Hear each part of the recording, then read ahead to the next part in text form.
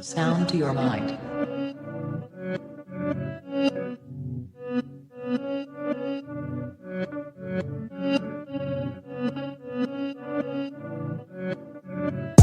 Breathe. I stay quiet as I light on my loud light. Breathe. I balance diet, I'm just trying to get my pounds right. Breathe. I stay quiet as I light on my loud light. Breathe. I balance diet, I'm just trying to get my pounds right. Shouts all on my team, I need more than a mattress support. In my dreams, could grab a few Z's like I'm falling asleep, but I don't wanna wake for the morning grief. Breathe. Tears drop to the form in the sea. A broke heart, but it's worn in my sleeve. Never listened, I was warned in my teens, but I still skipped school, I was taught in the streets. Ring back, don't call for police. Stand tall, don't fall for the beast. Got issues with trust, so I'm born to believe. We've been a victim of love and now we're caught in it deep. Breathe. Yes, people, what's happening? And welcome back to Gav Goes In. Slightly a bit late, guys. Apologies. World Cup, Netherlands versus Japan. And you know what? I'm looking forward to this game, man, because I think Japan could be one of the surprises of this tournament. You know, the way that they dispatched off England in that friendly, you know, was a very good performance. And again, they're playing up against a Dutch team that, you know, probably the best team to never have won a World Cup with the amount of talent that those guys have. So yeah, let's wait and see what happens, man. But I'm looking forward to this game. I think if Holland are not switched on, man, Japan will cause them problems because they've got energy in their front line. You know, they've got that fluid front line as well. You know, they got Maeda, who plays for Celtic. You know, he's a problem. So yeah, man, it's gonna be a good game, man. So kickoff is about to start in about a couple of minutes. Big up to Lumi each and every time as well. Says big up Gav. Big up to Babs One Diva each and every time. And big up to Foxy Danny as well. Big up to yourselves. Lumi says, my gosh, did you see how good Kai Havertz was? Can he win the Golden Boot? I think we have to be mindful, yeah? We have to be mindful of who Germany played. You know, I think Curacao, it's their first time in the tournament. You know, obviously scoring their first goal as well. And I think if you look at Curacao, yeah, what's actually funny is that I forgot that if you look at a lot of the Curacao players, a lot of them could have played for Holland. So I'm guessing Curacao must be near the Netherlands, because you look at Tahith Chong, they had Jurgen Locadia as well. There was someone else in there. Locadia, Tahith Chong, Sonye Hansen. I think a lot of them players could have played for Holland. So, again, Germany dispatching, was it 6-1? I think they beat them. And again, Kai Havertz got a couple, one from the penalty spot. So, yeah, I think it's important to just put it into perspective and just see how they get on. But, again, man, in fact, victory, you would have to say. And let's see what this game brings, because so far, there's been a lot of goals in this tournament so far. You know, definitely a lot of goals.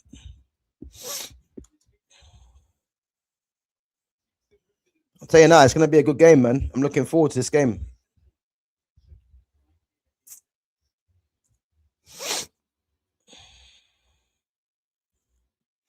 Guys, anyone suffer with hay fever?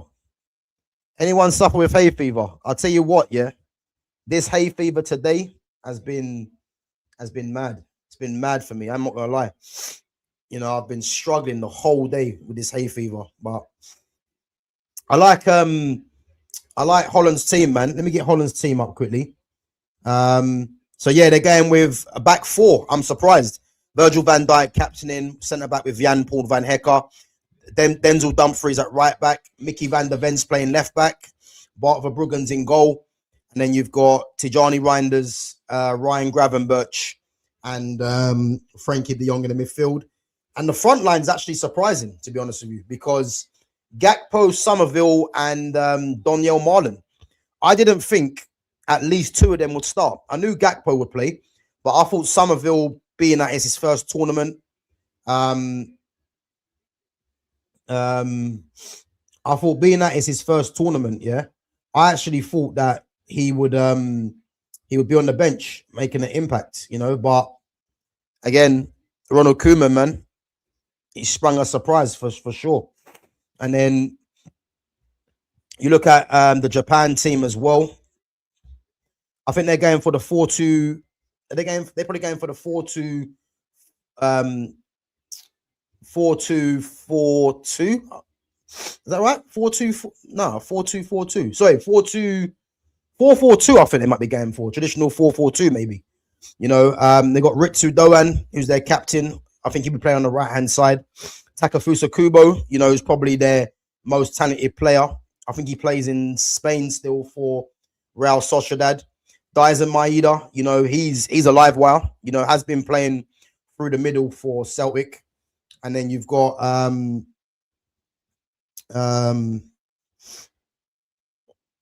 one sec. Then you've got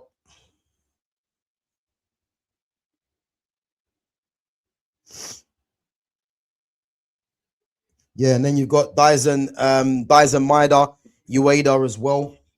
So yeah, man, it's gonna be a good game. Looking forward to it, man. Kick off just now, guys.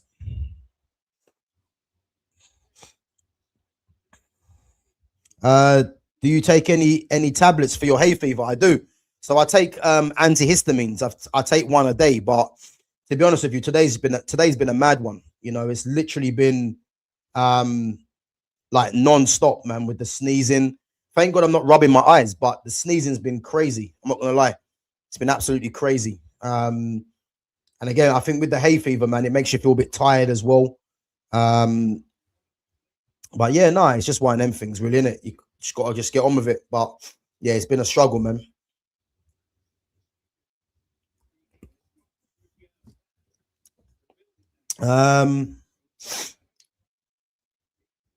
So are you enjoying the World Cup so far? You know what? It's been, I'll be honest with you, it's been all right. It's been all right. It's not, I don't think it's really got going so far, if I'm honest. You know, I think there's still, you know, there's games that I still want to see. And I believe this World Cup gets going when it hits the round of 32. I think that's when it's probably going to kick off. But apart from that, it's been all right. But one thing I will say, there's been a lot of goals involved. Hell of a lot of goals. So yeah, it's been one of them ones, really. It's been interesting.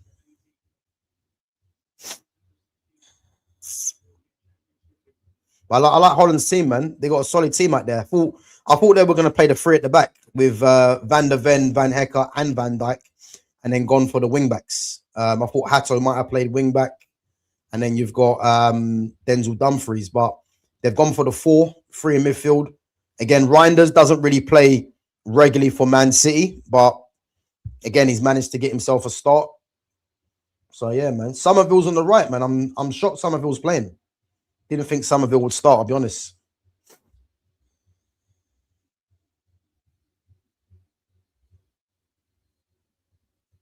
I like Somerville, though. I think he's a good player. I don't think he'll be playing in the Championship next season. I think someone will come in for him. Good play. Good play. Ooh, unlucky. Donny Marlon. Good save from Suzuki. Good strength from Donyell Marlon, man, to be fair. I think Aston Villa as well, yeah. I think Aston Villa messed up with letting him go. Because I think they should have kept him to the end of the season. And then, you know, maybe if they kept him, you never know. They could have finished slightly higher at the table. You never know. But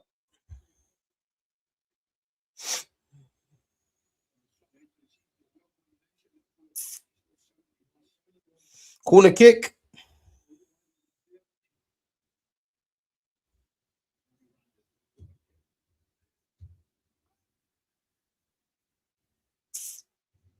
Guys, what's your predictions for this game?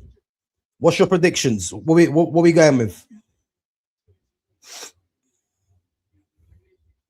I'm gonna say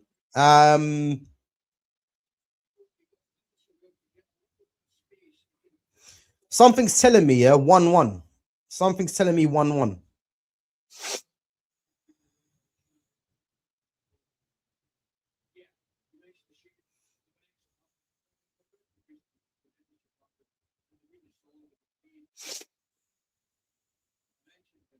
Good play. Good. Oh, okay.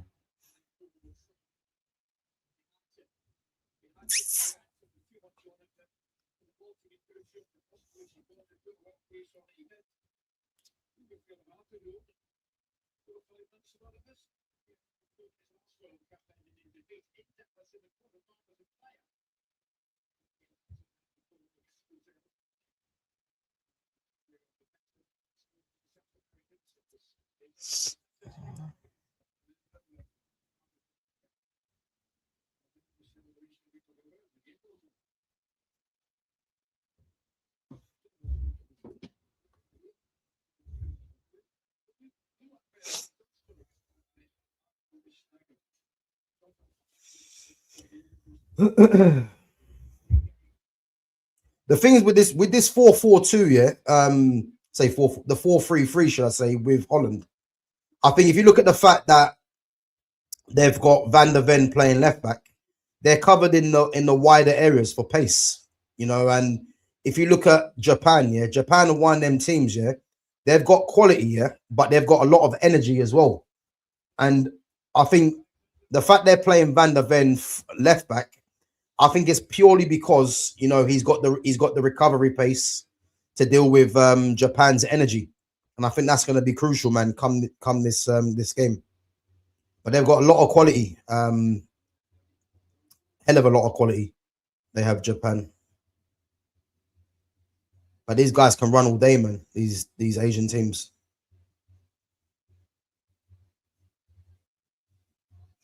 Free kick.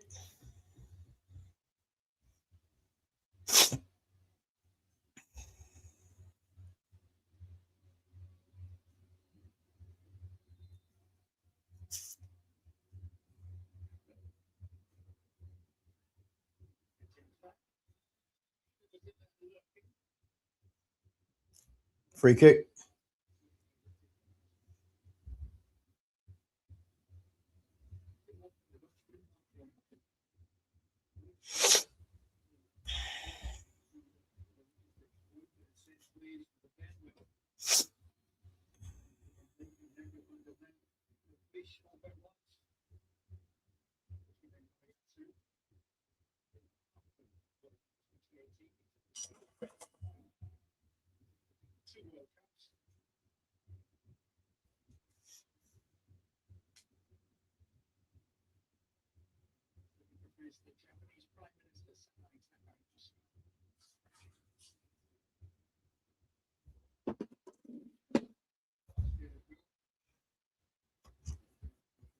Seven minutes in, guys. Yeah, big up, man. Big up yourself. Big up. Lewandowski from Bulgaria. Big up yourself, man. Where you from? You from Plovdiv?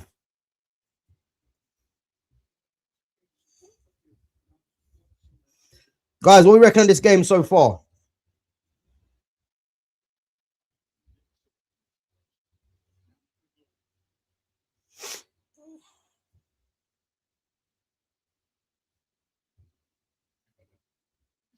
Oh yeah, Sophia, yeah? Okay, man. Big up yourself. Guys, what do you reckon in this game? What are we going for? What score are we going for in this game? I think 1-1, you know. I think both teams will score.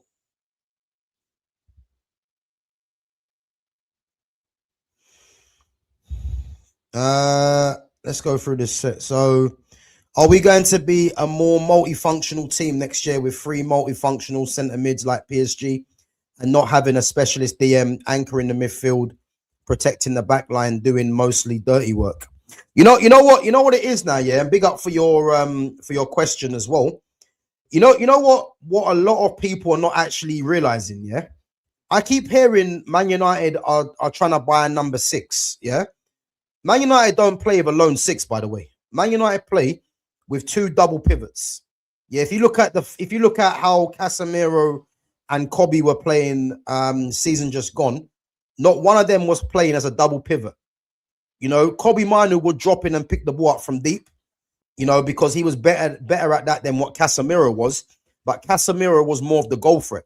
Yeah. So to answer this question, do Man United buy three multifunctional CMs like PSG? I think the fact that Matthias Fernandes is being heavily linked, you know, that's a good signing. Was Matthias Fernandes in my initial 3 that I want United to sign? No. But with his quality, the fact that he's press resistant, we've got Edison as well that's come through. I'll be happy with Matthias Fernandes because he's a top player. And I looked at him at Southampton and I said, this guy's good. And obviously, like now, his name is being touted around, yeah. But I'm gonna stress this again, and no one seems to be talking about this or picking up on it, yeah. If you look at PSG's midfield, they are all multifunctional, yeah. They can all drop in, receive the ball, and dictate the tempo of the game. But the massive difference that those teams have, yeah, they've got a left-footed central midfielder in Fabian Ruiz. So if you look at all the players they had that play in there, you've got Vitinha, you've got João Neves, you've got Fabian Ruiz, and you've got Warren Zaire-Emery. You know, they've got one left footer in there in Fabian Ruiz. Man United need to be buying at least 2 left-footed central midfielders. You know, I keep saying the same names: Camavinga, Carlos Baleba, or Adam Wharton. One of them, 2 of those 3 players, for me, have to be signed because it helps to progress the ball and it helps for, you know, if Man United want to play a cohesive brand of football, attacking and keep the ball, you know, it's going to be much more helpful having that. Good play. Much more helpful having that, yeah. Having 2 left-footed central midfielders in the squad. You know, and it just annoys me that Man United haven't really been linked. I mean, Baleba's obviously been linked, and Baleba will go United. I'm pretty sure of that. Camavinga, Man United need to go and get him. And again, Adam Wharton is a player that I like United to sign, but will cost probably too much money. But Man United need, yeah, 2 left-footed central midfielders at least. You know, if we sign 3 more central midfielders, for me, 2 of them have to be left-footed. You know, but no one seems to be picking up on this, so it is odd. But yeah, there ain't going to be no specialist DM. The DM is a thing of the past. You know, you look at the likes of Busquets, Casemiro, Marco Verratti, Xabi Alonso, even players back in the day like Marcos Senna. Yeah, these guys were DMs. There's obviously been a few more as well. Yeah, these guys were DMs. But if you look at a lot of the teams now, play with double pivots. They don't play with a single pivot. So again, Man United not going to buy a specialist DM. You know, they're gonna buy for the positions that I believe that they're gonna play in terms of the 4-2-3-1, yeah, or maybe the 4-3-3. But again, we need players that are comfortable on the ball, but we definitely need left-footed central midfielders. If you think of the only left-footed central midfielders United have had, you know, Anderson and Fred, it's nowhere near good enough, and even more so now, we need to be getting at least 2. But yeah, big up for your question, man. Anyway, so Foxy Danny reckons 2-1 to Holland. Yeah, I hear it, but Japan are a very good team. That's why I'm not ruling out Japan. So yeah, I'm not ruling Japan out. Gav, can't believe Chelsea's selling Cucurella. He's the best left back in the world. They aren't a big club. They're not a big club anymore. Where's Cucurella going? I know he was linked to Atletico Madrid and Barcelona. So where's he actually going? Has it been finalized or what? I've not seen no news in that. Good play. Corner ball. Levski Sofia, the Bulgarian football FBet league. Yeah, come on, man. I know Levski Sofia, man. Of course. Of course, man. He's going to Real Madrid. No way. He's not going Real Madrid. I can't see that. They just signed that Alvaro Fernandez. Unless they're looking to make him back up to Cucurella and then move on Ferland Mendy. It must be that.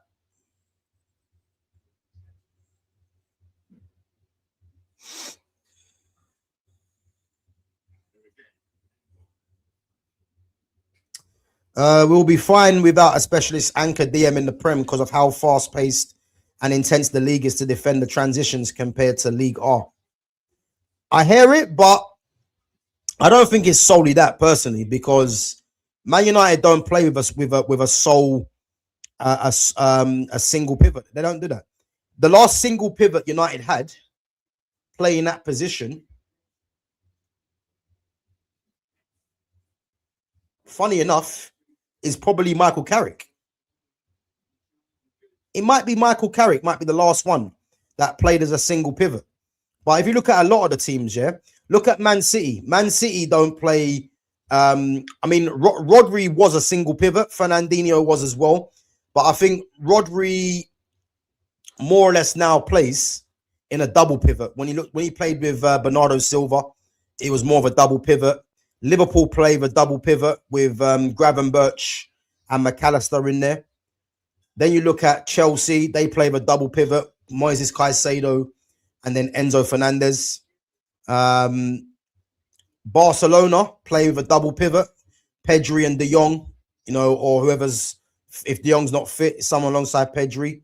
Real Madrid play with a double pivot, you know, Tchouaméni, Valverde, funny enough, actually, or you got Camavinga.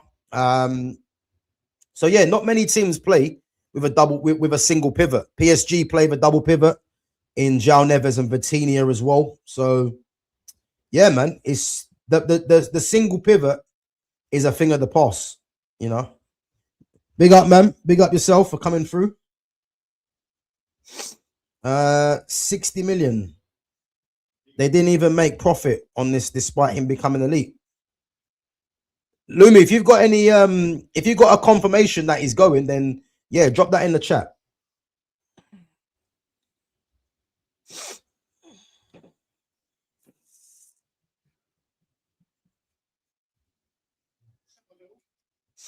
My dream midfield signings are Edison, Matthias Fernandez, Eduardo Camavinga, Alex Scott is another right-footed CM. Yeah, listen, I like Alex Scott. I like all the players we've been linked to. Yeah, I like all them. I think they're all good players. Elliot Anderson for me was never coming Man United, you know, and there's no way we should be spending 120 million on a player that has no Champions League experience, hasn't played a major international tournament until now. You just don't do that, regardless of what anyone says. Yeah, not to mention that there's players that out there that are either better than him or on the same level that will cost less. So I don't want Elliot Anderson for that money. Edison is looking like an even better signing now, because to think that we got Edison for what, less than 40 mil, is looking like a good signing now, in terms of he's not going to be a starter, but he'll be a good squad rotation. Matthias Fernandez, we spoke about, I rate him highly. You know, my first choices were Camavinga, Baleba, and Tonali. But if we don't get a Tonali, then I'm happy with Matthias Fernandez, definitely. Camavinga has been my first choice for years. And I just don't understand why, unless he comes out and says he's not leaving, Man United need to be all over that, because you're going to be getting a player, yeah, that is going to be hungry. The fact that he's missed out on France's World Cup selection, you're getting a player that's hungry. You're getting a player that's managing to stay fit now as well. And you're getting a player that's 23 years of age, and he's primed to become the midfielder that a lot of people think that he is, because this is a guy that made his debut for Rennes when he was 15. You know what I'm trying to say? And then he's 23 now. It's been a bit of a stop and start career for him so far. But this guy is, for me, when he's fit and he's playing regularly, he's one of the best midfielders in the world, easily. He is.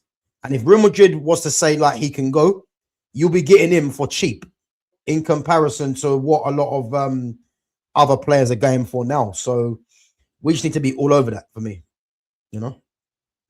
But yeah, Alex Scott's another one. I think for me, it's got to be Alex Scott or Fernandez. And I'm only saying that because, as you've mentioned, Alex Scott is right-footed, and we need to be getting two left-footed central midfielders. As I said, no one seems to be talking on it, which is odd, because if we want to play good football, which I believe Carrick wants to do next season, then we're going to need to be buying, you know, left-footed central midfielders for the balance of the team. You know, I keep saying it, but all you keep hearing is that we're getting linked to right-footed players, which don't make no sense. You know, Holland's starting to get their foot on the ball now, though. I like Holland's midfield, man. De Jong, Gravenberch, and Reinders. That's got a lot of quality in there. That might arguably be, yeah. That could be, along with probably Spain's three. Yeah, I would say Spain's midfield three, and Holland's midfield three could be the best three in the competition. Could be.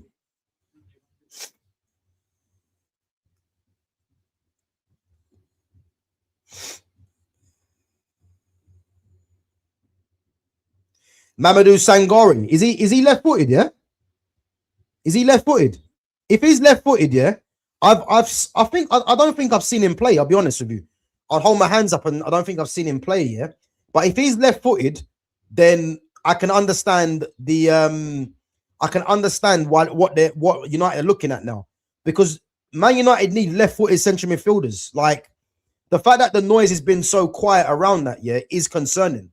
But I just think this Sangare, he might be an option, yeah, if Man United can't get their preferred choices, in my opinion. But if he's left-footed and he's got quality, bring him in. Bring him in. Bring him in, man. 100%. We need at least two left-footed central midfielders.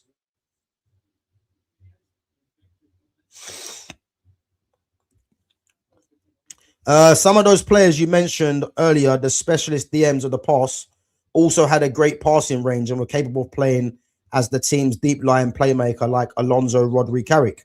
Yeah, my guy. Listen, 100% agree. And this is why these guys could play as a lone DM, because if you actually think of it like this, yeah, if you're someone that hasn't got great passing range, yeah, or you're not press resistant like that, then you probably, not saying you need someone to play in midfield and hold your hand, but that's where the double pivot kind of comes from. Someone that can do a job that the other one can't.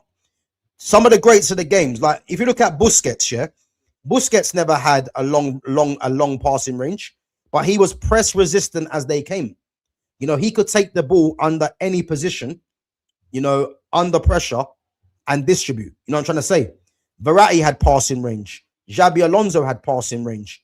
Casemiro, as we've seen, he's got passing range. But again, Casemiro was more of the destroyer, but he had Toni Kroos and Modric next to him that could do the passing game. So if you look at football now, yeah, it's like you're not getting midfielders like that. Thiago Alcantara, again, he wasn't a DM, yeah, but he was so talented. He could play as a DM, as a 10, as a central midfielder. You know what I'm trying to say? But if you look at the likes of the players now, you know, a lot of the teams play double pivots, you know, because a lot of it is they're not like the DMs of the past. That's what it is. So Man United are not going to buy a specialist DM. They're not. They're going to buy players that can fit into a double pivot. And this is why they're being linked to the likes of Fernandez, Alex Scott, Baleba, you know, Elliot Anderson, Chouameni, players like that. They're being linked to them players because they're all going to fit into the double pivot, you know.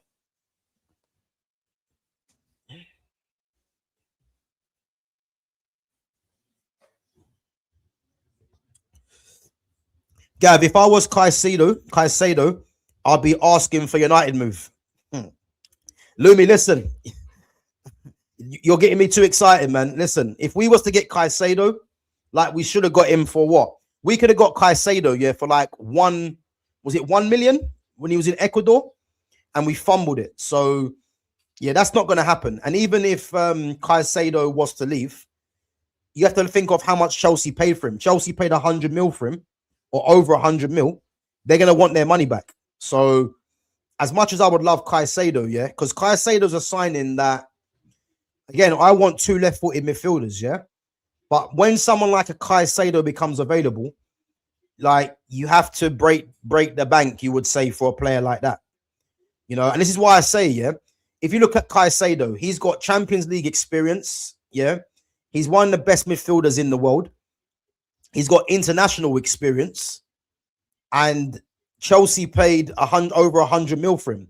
So someone like him, you won't even mind paying that kind of money for him, because you're going to get your money back. You know, but Chelsea are not going to do that deal. It seems too good to be true. PSG play a three-man midfield, exactly. But look at the balance they've got. They've got Fabian Ruiz, who's left-footed, and then they've got Vitinha, who plays at the base, you would say, and then you've got João Neves. But those three there are all interchangeable, because 1 minute you might see Fabian Ruiz pop up in the center, or you might see João Neves. So they're interchangeable.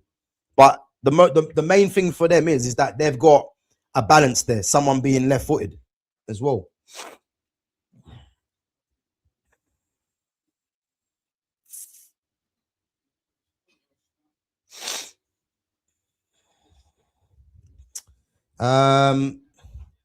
Caicedo is also a specialist DM who isn't renowned for an elite passing rate. He's just a tackler and a ball winning, even in a double pivot.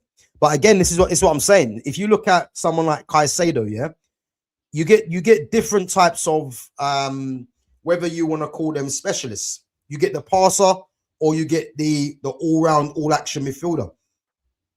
And that's what Caicedo fits. You know what I'm saying? Caicedo hasn't got the passing range of a Verratti, let's say, you know, or he hasn't got the press resistance of a Busquets. But what Caicedo is, he's probably a bit of both, you know, but to an all-round level, you know. So yeah, but again, yeah, he's more. I wouldn't say he's just a tackler or a ball winner, because I think that takes away from him, because he has got quality. But you know, the specialist DMs that I like to call them are your Busquets. These guys were specialists because there was no one like them in the world. Whereas someone like Caicedo, you would get more of his profile in football today, rather than you're not really going to get a Busquets really like that.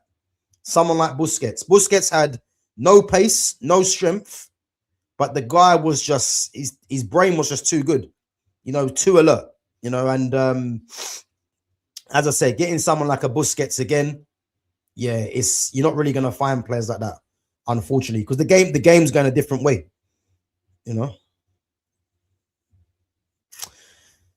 Let's go through this questionnaire. So, do you think when Yamal is fit, Torres plays on the left wing or Baena? So, again, if you haven't seen my, I've done the World Cup series, so I went through all the major teams in this World Cup competition. So I went through all the players that were chosen, and I went through the likely lineups as well.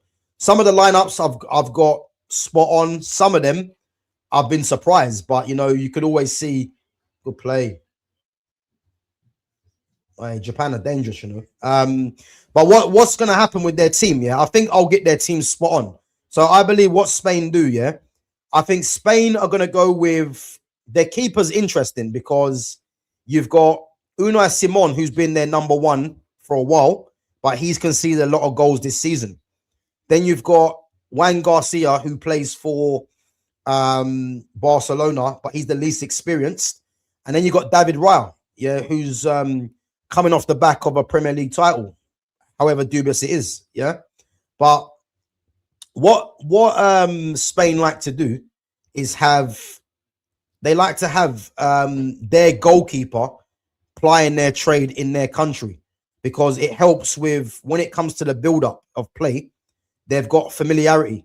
Now, if you look at Juan Garcia plays for Barcelona with Pau Kabasi, and Pau Kabasi, I believe, is going to start. So they've already got that relationship already. Whereas David Raya hasn't got a relationship with any of them centre backs, really, because obviously he's playing in the Premier League. Whereas Unai Simon's been their goalkeeper for a while. So he's got that relationship with the back four, you know, and let's not forget as well, Unai Simon was their goalkeeper in the last Euros. So I think they can pick between either three, but I'm gonna say they go with Juan Garcia. And then I think they'll play with Pau Kabasi and Aymeric Laporte at centre back. Cucurella will play left back. Right back is going to be, I think it should be Porro, but I think they're going to play Marcos Llorente from Atletico Madrid. I think he plays there. And then they're going to play, and the reason I think he plays there is because he's actually a central midfielder. And if they want to outnumber opposition, he can step in, you know, and outnumber them from right back. So I think that's what they do. And then they've got the midfield is going to be Rodri, Pedri. And obviously Rodri's the captain. So it'll be Rodri, Pedri, and Fabian Ruiz, midfield three. And then the front three is going to be Yamal from the right, Nico Williams on the left. And then I think they're going to play Mikel Arafabal as the false nine. I think that'll be their lineup for the first game. You know, I'll be very surprised, you know, if that's not the team, you know. But I like Alex Baena. He's a good player, but he's not going to start. Again, he'll be a bench option. And the same with Ferran Torres. Again, Ferran Torres, I believe, plays through the middle for Spain. And the thing, Ferran Torres he could start ahead of Arafabal, but Arafabal, the fact that Arafabal comes to the ball a lot more, he might get the nod. You know, but I think Ferran Torres will be, you know, probably first off the bench if they want to change things. Yamal won't start tomorrow. I think it's touch and go. I think he will start, to be fair. I think he will start. If he's 100% fit, then De La Fuente plays him. He will play him, you know, but if he's not fit, then again they'll bring in someone else. But the only problem is that the player that they're bringing in is going to be a right-footed player because they haven't got no left-footed players that play out wide apart from Yamal, and Arafabal's a false nine. So yeah, man, got Jeremy Pino. Obviously, he's right-footed. So yeah, we'll have to wait and see. Guys, make sure you're smashing the like as well. Make sure you smash the like button if you're enjoying the content or enjoying the watch along. 30 minutes, 31 minutes gone, 0-0 still.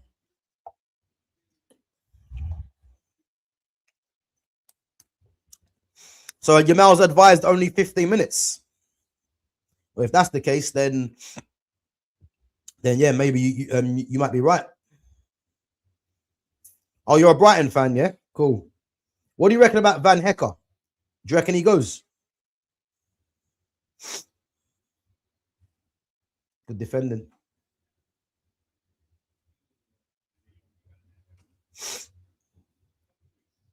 This Japanese team, yeah, they're gonna be a tough team to beat. I'm telling you.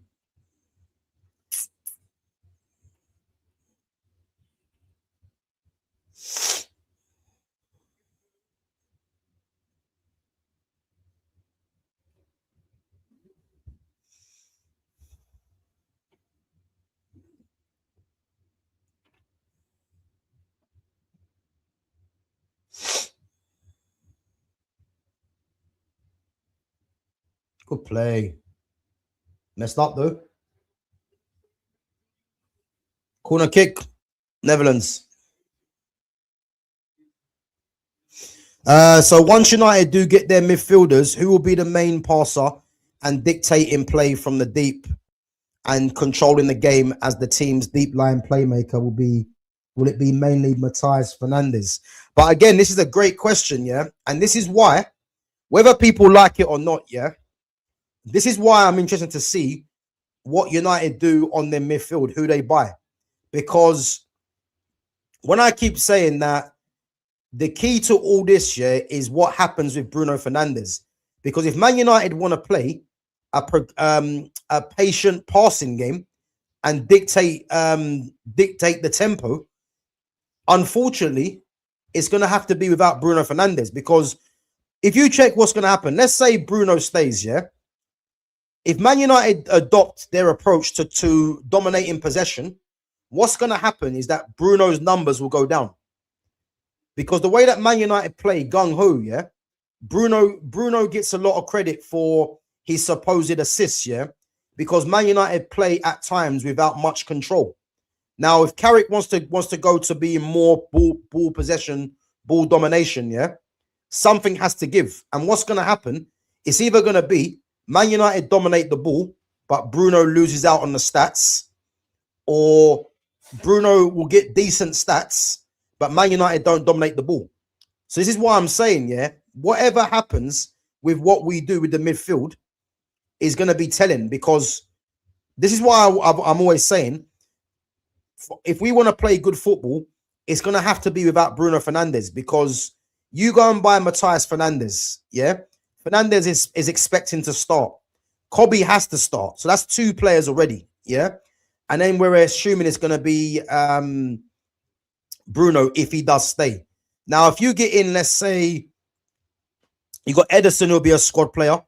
But let's say we sign, for argument's sake, Alex Scott, yeah? Alex Scott, for me, is not going to come from Bournemouth, where he's playing week in, week out, to then be on the bench. Even though Man United is a bigger club, he's not going to do that. So the fact that we're being linked to players that you would assume, because if Camavinga comes to Man United, he's starting. You know, Baleba. People will say Baleba's not going to start because of his form for Brighton, and I hear it. But again, when you're paying that sort of money, which what he might cost, he'll be expecting to start the game. So all the players we're being linked with are going to be starters. But the thing is, it's difficult to kind of say who's going to dictate what, because we don't know what we've got yet. Because if you've got Matthias Fernandes coming in, Matthias Fernandes is actually a number 10, but has dropped back to playing as a central midfielder now. He can play in a double pivot, yeah? So he can dictate the tempo of the game because he's press resistant, yeah? And he can pass long and short as well. So a lot of it depends on our recruitment. And at the moment, it's kind of difficult to say who's going to do what based on the non-activity in that midfield. You know what I'm trying to say? So, but what I would say is that at this moment in time, Kobe Mino is the only midfielder. So Kobe's game for me will be dictated on who we sign.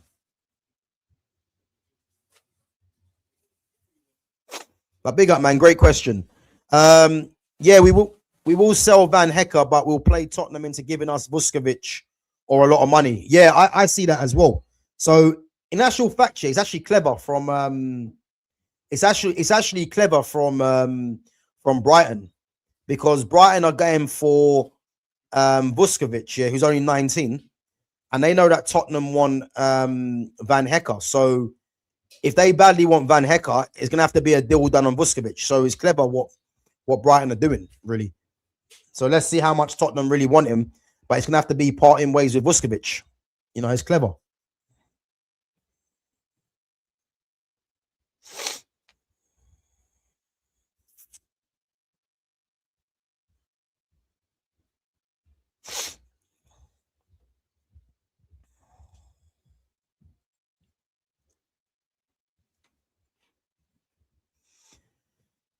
Good win for Australia. Turkey were disappointing. Nesteri Irakunda looked really good, only 20 years old as well. One to look out for the future. Yeah, I didn't see the game. But yeah, man, it's a good result for Australia, because Turkey are one of them teams, yeah, that when it comes to World Cup, they can cause a surprise. You know what I'm trying to say? So the fact that Australia beat them 2-0 is decent.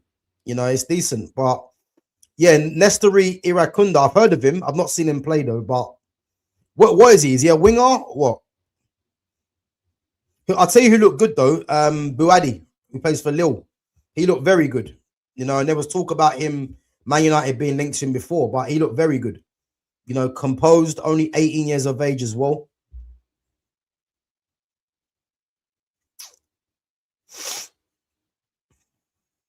He's a winger, yeah? Okay. What is he, right-footed, left-footed? I'm guessing he's right-footed. I'm guessing he's right-footed.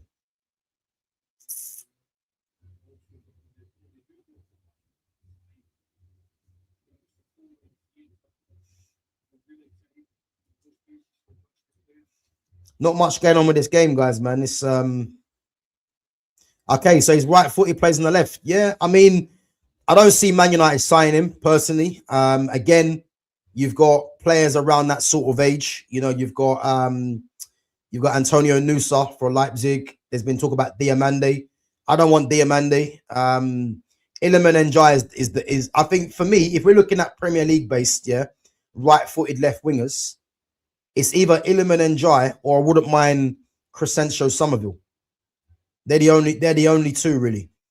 You know, if we're looking at Premier League based, if we're looking outside the league, you know, again, you're gonna have to go for a young one. I mean, I'd love Kenan Yildiz, but we're not gonna get Yildiz because Juventus are just not gonna let him go, and he's gonna cost about 100 million as well. So it's difficult, man. But Iliman Njai would add a lot to this team, though. That's what I do know. You know, he's at a good age as well. So yeah.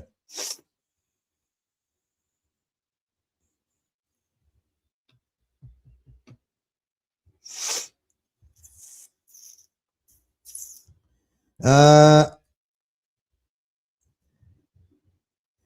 play Dorgu at the left wing and bring in a left back. You know what? I've heard this a lot, yeah. And like, don't get me wrong, yeah. I can see why people think Dorgu should be a left winger because of what he's been doing lately as a winger. I can see it, yeah. But for me, I prefer the inverted. I prefer left footers on the right, right footers on the left. You know, I just prefer that style of play. And obviously, unless I mean, if they was going to play Dorgu as a right winger, then I'll be like, cool. But I don't particularly want to see Dorgu, the fact that he's left-footed, playing as a left winger. Because I've always said, yeah, I look at Dorgu, and Dorgu could be our answer to Alphonso Davies at Bayern Munich as an attacking left back. That's how I've always seen him. But if Carrick thinks he's going to be a winger, then again, we have to go and get a left back. But I'd prefer Dorgu personally as an attacking left back because I prefer the overlapping fullbacks. You know, imagine having Dorgu as an attacking left back, and then you've got Iliman Njai, or you've got Cunha, you know, coming in field because you've got the attacking instincts of Dorgu at left back. I'd much prefer that, but don't know if United are going to do that personally, you know. Guys, we're making of this game so far.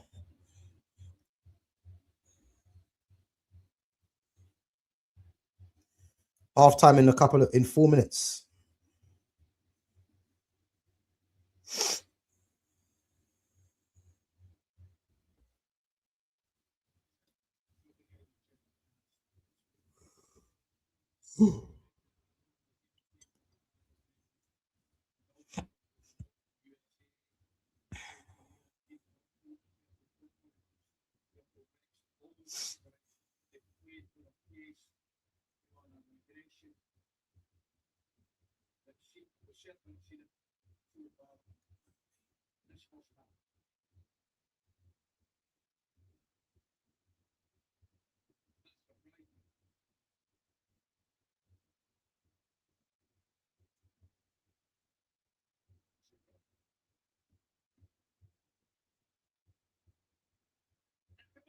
Oh, unlucky.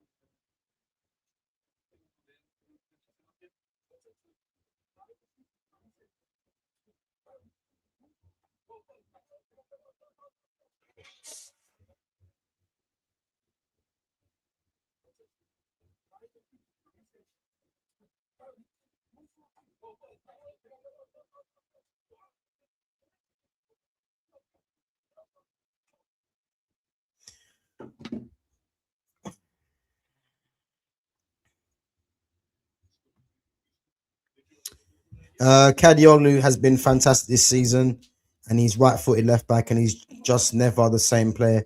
Yeah, Kadioglu is very good. He's very good, but again, we should have signed Kadioglu when he left Fenerbahce. We should have got him straight away. But again, I don't want to see right-footed left backs and left-footed right backs, even though you don't really get that. You know, I just want to see players that are left-footed playing left back, players that are right-footed. Great ball. Oh, unlucky. Players that are right-footed playing right back. The only time I want to see the inverted is in the final third. You know, when you got the wingers. But yeah, he's a good player, man. Kadioglu, very good player.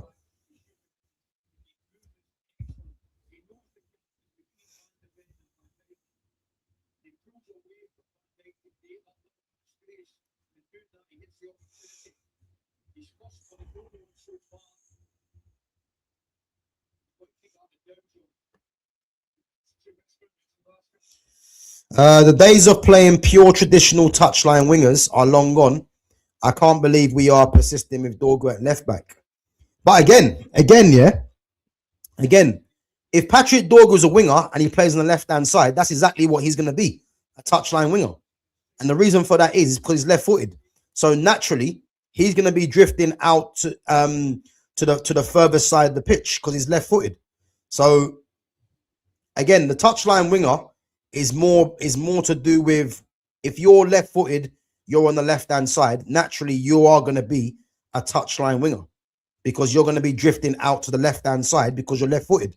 Whereas if you're inverted, you're naturally going to come in field because you're going to go onto your strongest foot.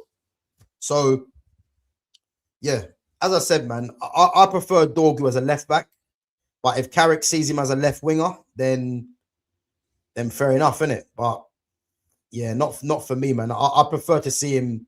As I said, man, I've likened him to, you know, our version of Alphonso Davies. You know what I'm trying to say? I've said this for time. I would love him to be our version of Alphonso Davies, but you know what I mean? Again, Lewis Hall's a top left back. He is. Are we going to get Lewis Hall? I'm not too sure. I don't know. For some reason, getting Lewis Hall seems too good to be true.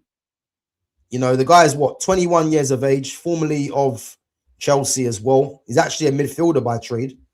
But I just think that it just seems too good to be true that United can get someone like Lewis Hall at that age for cheap. I just can't see it. You know, I can't see it. But he's a very good player, Lewis Hall. You know, but in terms of left backs, you know, I like Alejandro Balde at Barcelona, but I've never really thought that's realistic. You know, I don't mind that Malik Diouf as well. You know, I don't mind him. But yeah, Lewis Hall's a top left back, man. But I just can't help thinking that we've got someone in Patrick Dorgu already, you know, and I think he could be a massive asset as a left back, but doesn't seem like it's happening.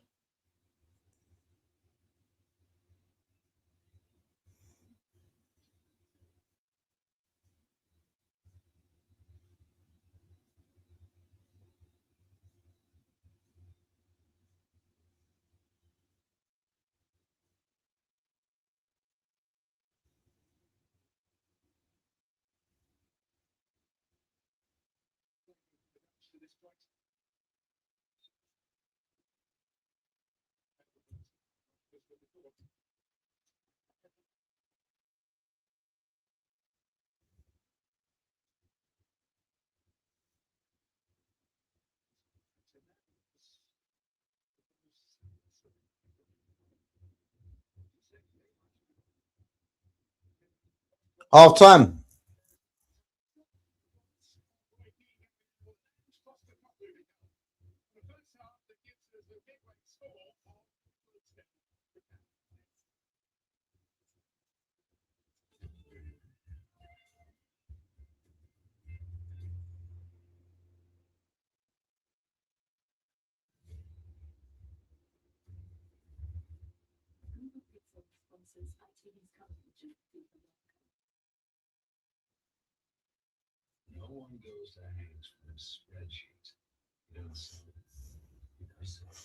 Yeah, guys, half time, man. Half time. I'm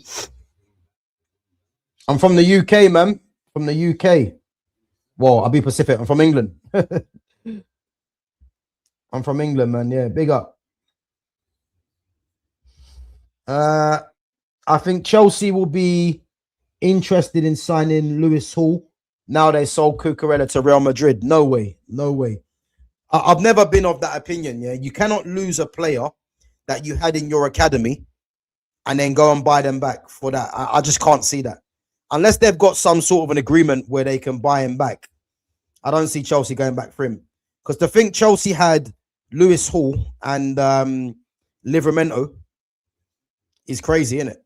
It is mad.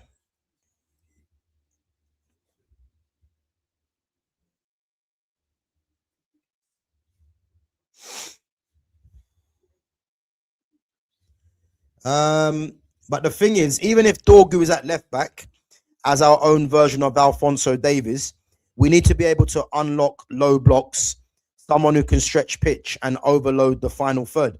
I hear that, yeah. But this is the thing, yeah. What people need to get, yeah, is that when you're playing against low blocks, yeah, what would you say Patrick Dorgu's main asset is? Because Dorgu's actually a decent footballer, yeah. But we would all say that Patrick Dorgu is more of an athlete, yeah. He's physical, he's got pace, yeah. Now, if you've got someone like Patrick Dorgu, you don't particularly want Dorgu against a low block, because the low block means, yeah, is that the defense is going to sit low, is going to sit deep, and then you're going to need players that are good in 1v1 situations or that can keep the ball, you know, moving, keep the ball close to their feet to either try and break the low blocks, whether trying to dribble past players or keeping the ball moving quick. So for me, Patrick Dorgu is effective when you're playing up against a high line where you can exploit his pace. So again, against low blocks, I don't particularly want to see Patrick Dorgu.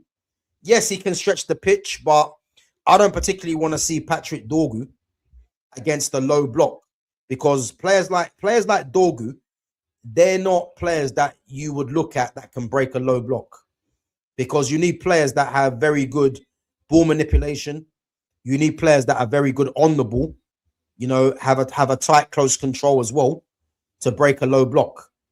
As I said, that's nothing against Dorgu, because Dorgu's a good player, but Dorgu's not a player that I look at and say, yeah, he can break a low block. You know, I'd have other players for that. And that's why I want Iliman Ndiaye, because Iliman Ndiaye can break a low block. You know what I'm saying? Ahmad can break a low block. Like players, Kobe Minu can break a low block. Players that have very good technical ability and have very good close control. These players can break low blocks, but players that have pace, yeah, they can't break low blocks, because there's a reason why it's a low block, because they're sitting deep. Again, if they're playing a high line, how do you break a high line? Just put the ball over the top for someone that's quick. It's that simple, you know?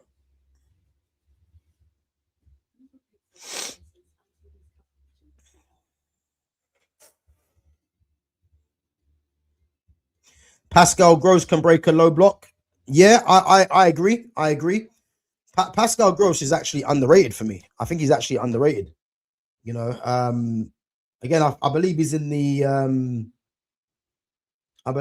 Germany squad as well.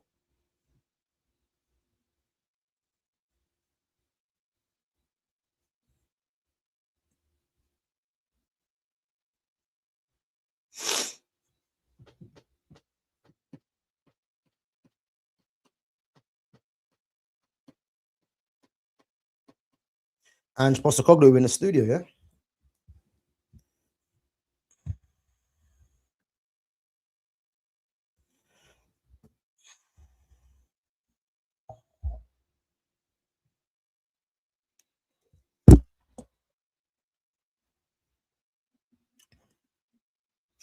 Save.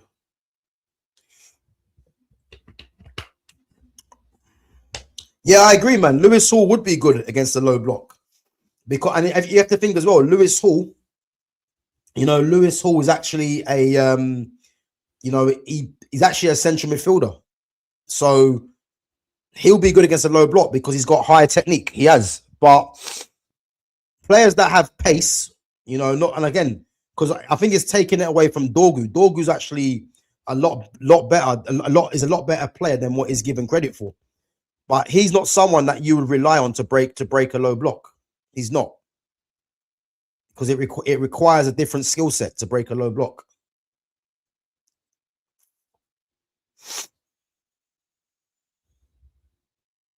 Yeah, I agree, man. I agree. So he's got no strength or pace, pure football IQ, and his football ability on the ball. Yeah, but again, it helps because again he's played central midfield, so it does help. You know, that's why he's good on the ball, because he's used to playing in traffic. You know, he's used to receiving the ball on a half turn. So when you're playing at left back, you know, he'll take to that like a duck to water, really. So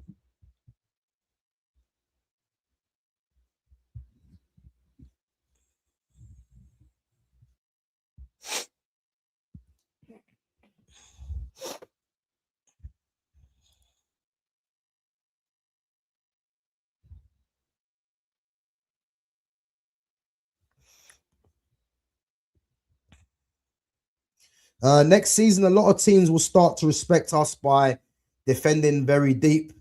That wasn't the issue last season because teams thought they could open up on front foot, which is why we finished third. Yeah, I agree. And this is why, even more the reason, yeah, to be getting players that can keep the ball. This is what I'm trying to say to you. Like, this is why I keep mentioning, yeah. And obviously, I've not mentioned it as so much, yeah. But next season's going to be interesting because I want to see the kind of football we're going to play, because just knowing Carrick as the player, there's no way Carrick's going to go into next season playing this way. He's not going to do that. And he's even gone on record saying that the team are not playing how he sees fit anyway.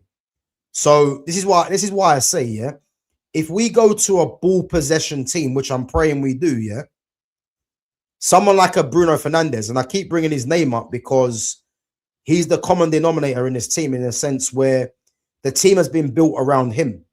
Now, if you're going to play possession based, yeah, he's not going to get the numbers that he has got previously. He gets numbers when the team's very chaotic.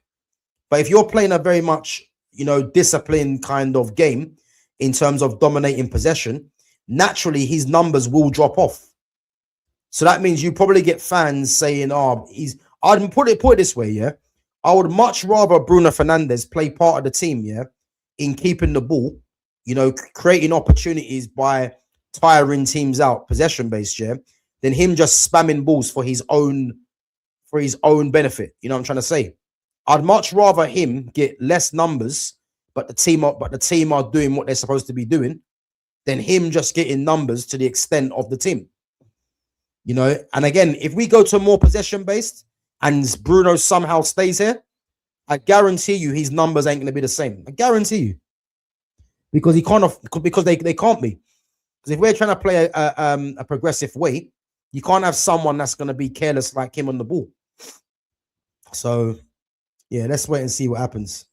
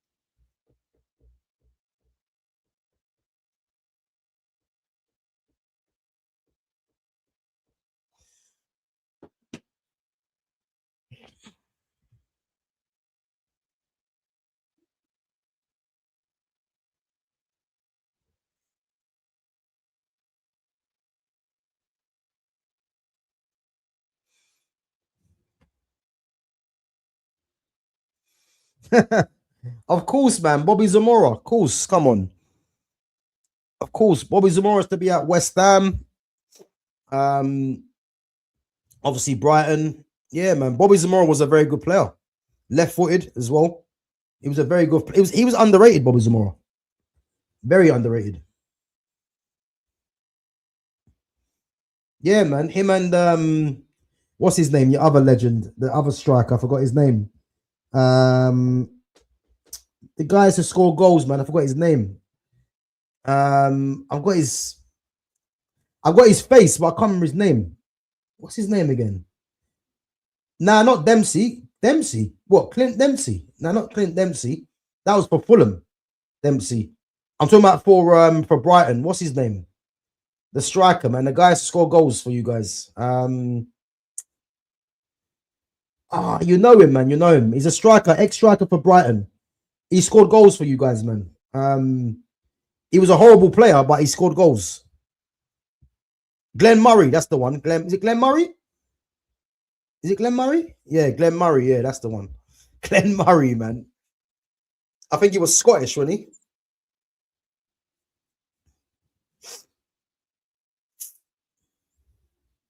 I see that you're an Arsenal fan, football and stuff, yeah. What do you reckon about Baleba? Do you reckon Baleba goes to United?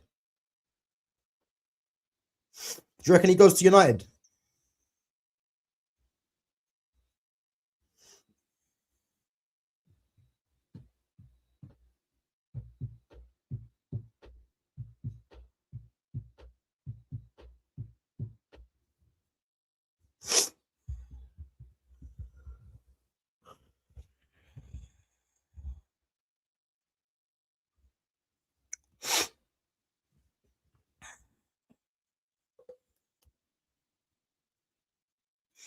Mm.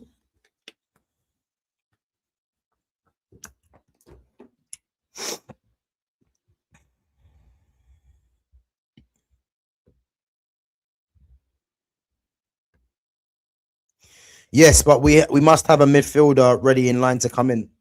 Yeah, but I mean, the business that Brighton do, man, they've got someone lined up anyway. So yeah, I got no doubts that they'll have someone lined up. But how much do you reckon that Brighton will sell him for? In your honest opinion, how much do you reckon?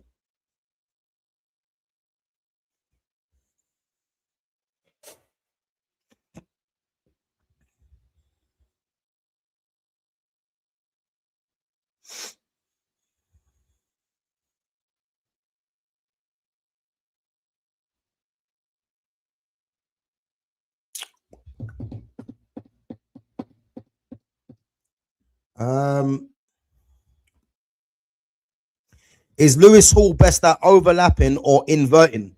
Great question. And you know what it is, yeah? This is why he's in high demand, because he can do both. So again, I don't think I don't think personally you could say is he better at either. He's good at both. And that's why he's high in demand, because naturally, yeah, you get someone that's probably better at one or the other.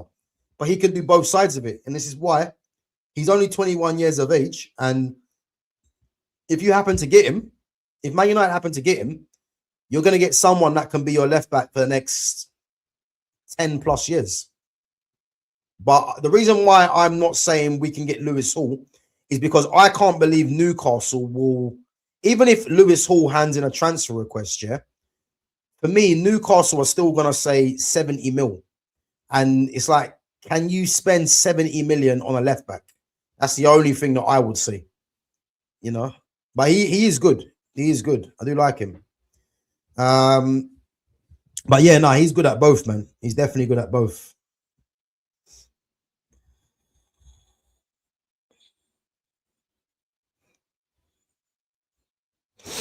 But the thing is, with us losing Baleba, he is a physical ball winning, breaking down play midfielder, and Gross isn't that, and Ayari is that, and Gomez. Yeah, that Ayari is good though. Is Ayari in the Sweden squad? Is he in the Sweden squad? I know Gomez is in the Paraguay squad. He played the other day. But yeah, no, I think that Baleba's profile, man, is something that they haven't got, and he's left-footed. I think this whole left-footed player, people need to be really keeping an eye on it, man, because it's a mystery how no one really seems to be rating that. But yeah, man, it's a left-footed player. Guys, second half about to start. Second half about to start.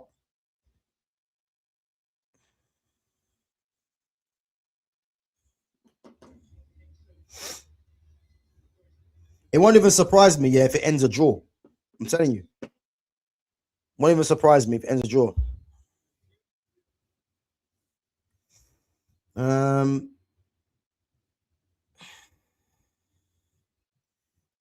Baleba starting playing well towards the end of the season. Yeah, I mean, listen, Baleba hasn't been great this season, but it's the profile of what he's going to bring, which is why I want United to sign him. And again, oh, Somerville's through. Let's see this. Oh, unlucky. But guys, again, you know, I've literally spoken to someone, yeah, that has dealings with Manchester United still, yeah, ex-Man United legend. And the first thing I asked him was, what do you think of the Carlos Baleba deal? And he said United are going to sign Baleba. And he had good authority as to why United will sign Baleba.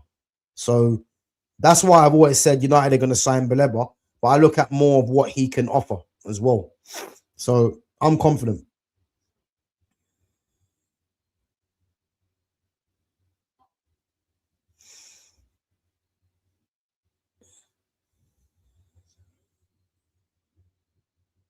Yeah, Matt Sweefer, he's in a Dutch squad as well. Obviously he can play right back as well, innit?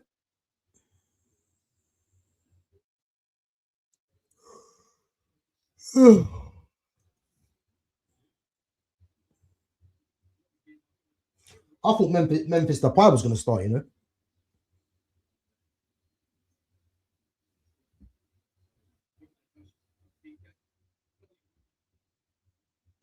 Remember Zion Suzuki? Man United were linked to him as well. Good ball. Okay.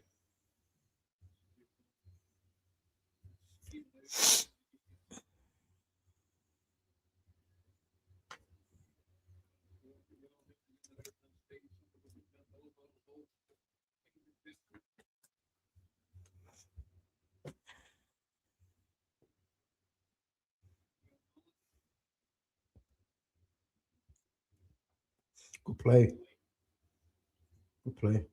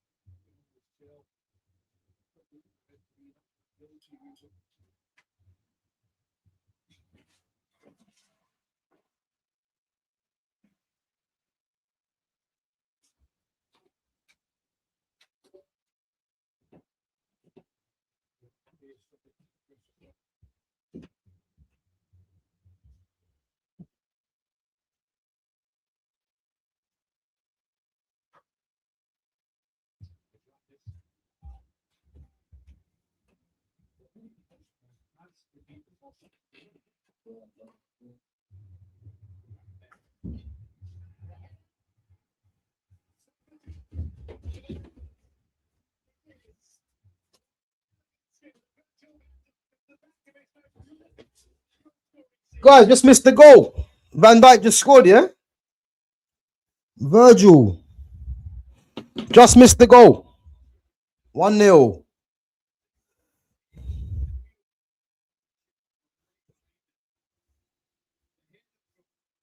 Virgil van Dijk, yeah? Let me see this. Is that Reinders with the free kick? Yeah. Frankie de Jong. Is that Gravenberch? Nah, he's onside. Oh, great header. Virgil van Disney. Great header. That's a great header.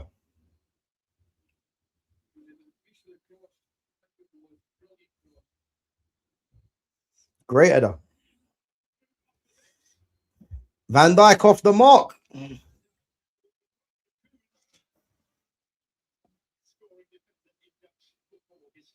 Oh shit! He's equal the record or is it overtaken it? That's one for you there, Fitz. That's one for you, Fitz, man. Virgil van Dijk.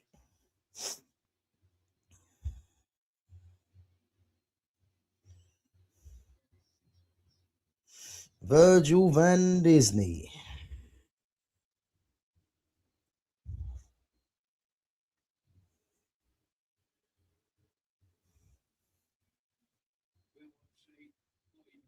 Yeah, well on the side there. Virgil van Dijk head. Virgil van Dijk head or Van Dijk head? To be fair, it's a great header though, isn't it? Great header.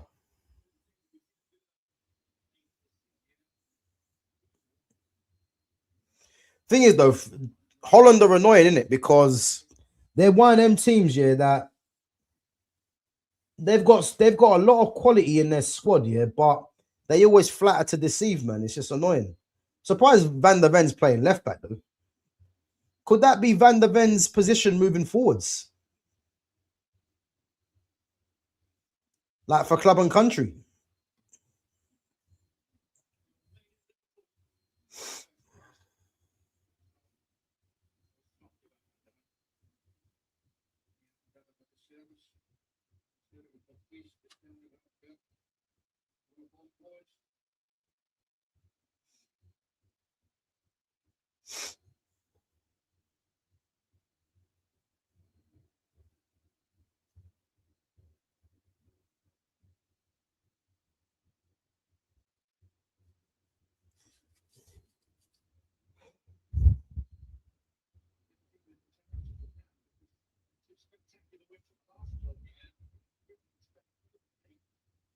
th Netherlands goal, 93rd appearance for Van Dis.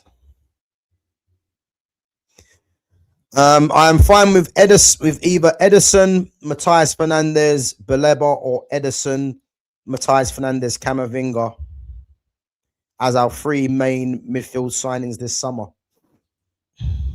So Edison, Fernandez, Baleba, or Edison, Fernandez, Camavinga.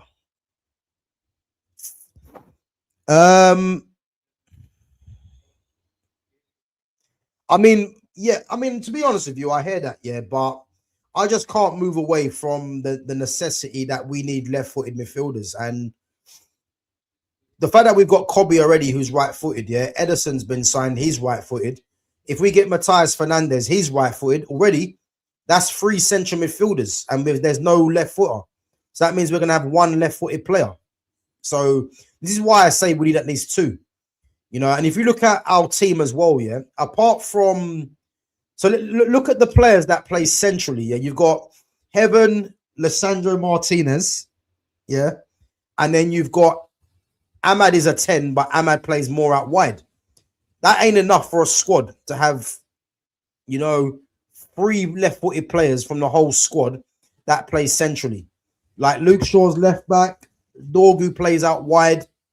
That's it. For me, it's not enough. So I think Ederson's been signed, as I said. He's a backup. Fernandez, I like, of course. Baleba, left-footed, and his profile. Camavinga's the one for me, really. You know, but let's just see. Oh, good play.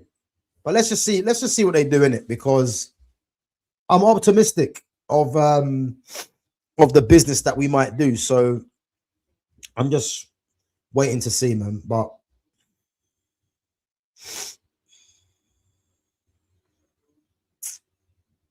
I feel like we had so many players that were good 24, 25, and then useless 25, like Minte, Mitoma, and Ruta. Yeah, I wonder if you can keep hold of all them. That's what I would say. Because I've always said Liverpool should be signing Minte to replace Salah. Minte, Dango Utara. You know, good pace from Gravenberch there. Minte or Dango Utara for me should be the replacements for Salah. You know, they won't offer the goals that Salah gets, but they'll offer a different threat. You know, so it's a bit surprising why they haven't really looked at them. I think Minte would be an awful Salah replacement. No, but the thing is, the reason I'm saying Minte here is because don't look at the goal side of it. Yeah, look at what Minte offers. Minte's got raw pace. You know, he's physically strong. He's left-footed like Salah as well, and he's African like Salah. So he will offer a different threat to Salah. But if they want to go like for like replacement, oh, what a goal! 1-1. Good finish. I told you, man, Japan are a good team. They're a very good team. They're a very good team, man. They're a very good team. 1-1. 1-1. Yeah, listen, I'm not saying that Minte is a world beater. That's not what I'm saying. What I'm trying to say is that what Salah offered, because like putting the goals to the side, yeah. What does Salah offer in his final season for Liverpool? Not much, yeah. But if you're looking at Minte as someone that can rival Salah's pace, rival his strength, he has that, and he's left-footed. So it just depends what kind of way Liverpool are going to go. And I think Minte would be good under Iraola, because Iraola likes to play with his team, pressing high. You know, players that have high energy as well, and I think those players. I think Minte would fit that team. Definitely thinks he would. I definitely think he would fit it. Him and Dango Utara, and again, Dango Utara used to be at Bournemouth under Iraola, so could work, man. Could work.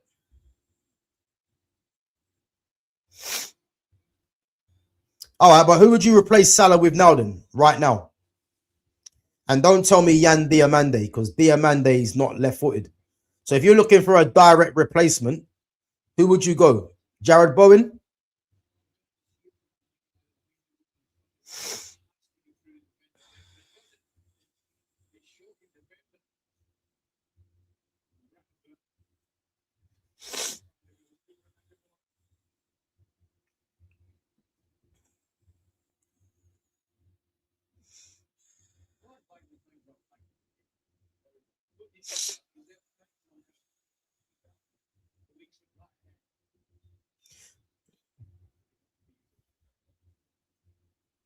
To be fair, this wouldn't be a bad idea, you know. That like I rate that, yeah. So you replace Salah with Bowen for a few seasons, then go for Minte. To be fair, that's not actually bad. The only problem is how much would Bowen cost? Because do you go and spend, because I think Bowen's what, 30? Do you go and spend 60 million on Bowen, 70 million on Bowen, and then go for a Minte after? I don't know. But to be fair, that's probably not a bad shout, because Bowen gets goals, is experienced in the league. He's left-footed as well. So yeah, the Bowen one could be a good one. That could be a good one. So I hear it.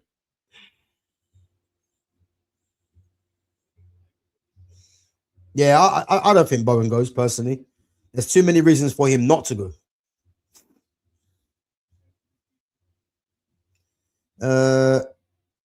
Gaz, right, United balance will be without. Yeah, listen, the left-footed one's important, man. It is. It's definitely important for me.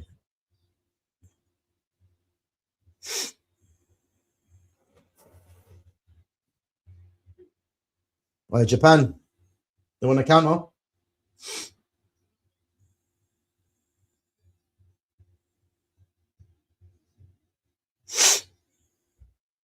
You think Salah down tooled, Chris? Yeah, you think he down tooled? What, you think he down tooled? I don't think he down tooled. I just think Salah just lost his pace, and I think he got exposed for the average footballer that he is. You know, I think that's what happened.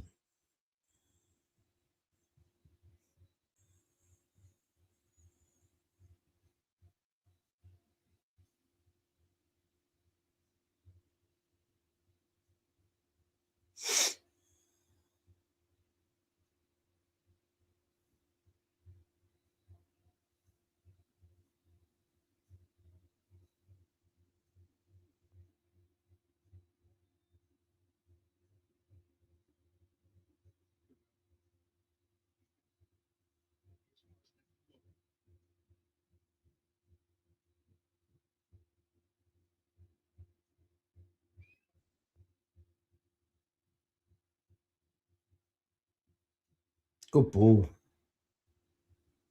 Oh, unlucky.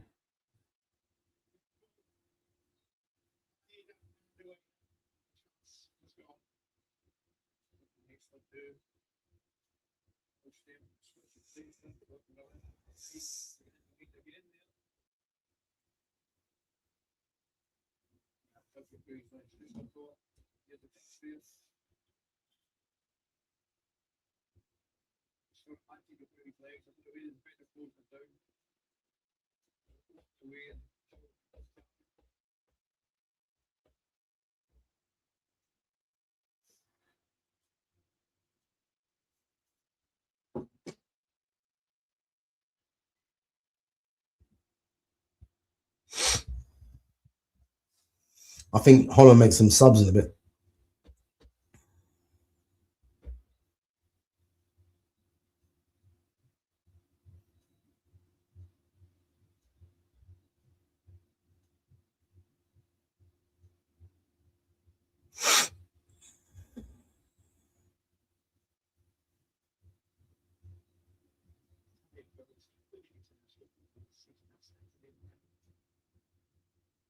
Good play, Gravenberch. We should have got Gravenberch before he went Liverpool, man. Pissed. Oh, what a finish!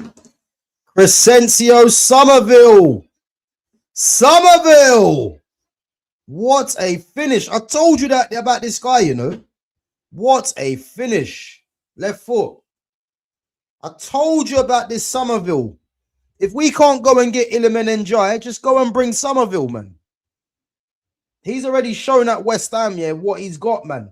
In a better team, he's a problem. I didn't even think Somerville would start this tournament. But he's proven to be a problem. Great goal. On his left foot as well. Great finish. Great finish. Somerville.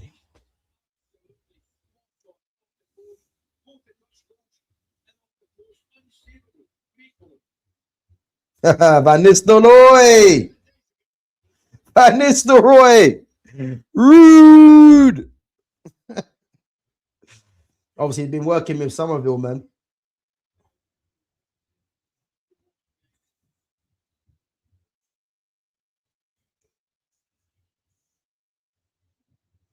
Ricardo Orsolini, yeah? I don't know about Orsolini, man, to be fair. I think Liverpool will probably be looking at someone a bit better than Orsolini. I mean, Orsolini technically is very good, but I think they'll be looking at someone a bit better than that, if I'm honest.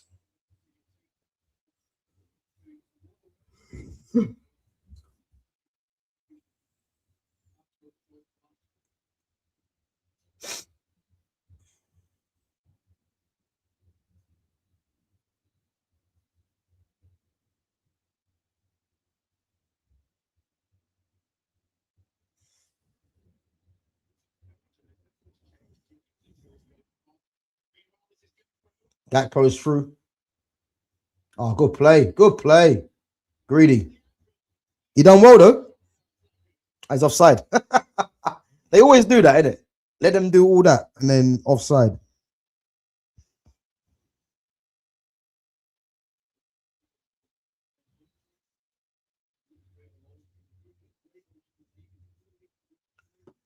Man, like Cody.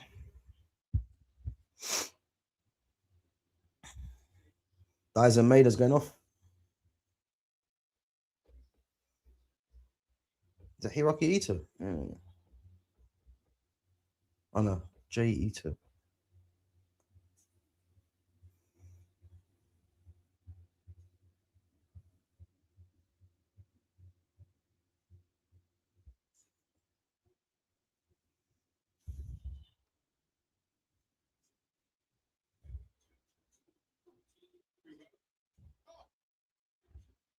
Did you save it? Takafusa Kubo.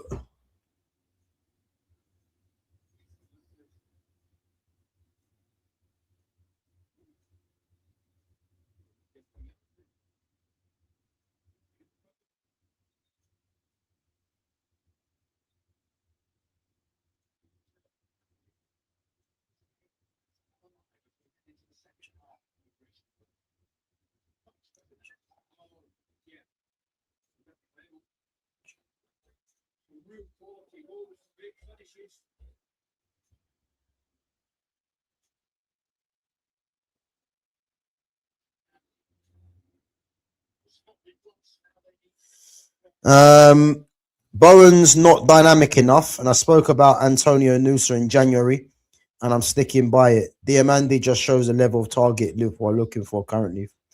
Yeah, I think again, does Bowen suit a Iraola team? I think he does, to be fair, because Bowen does run. He does run, innit? And we know that Iraola likes that type of player, innit?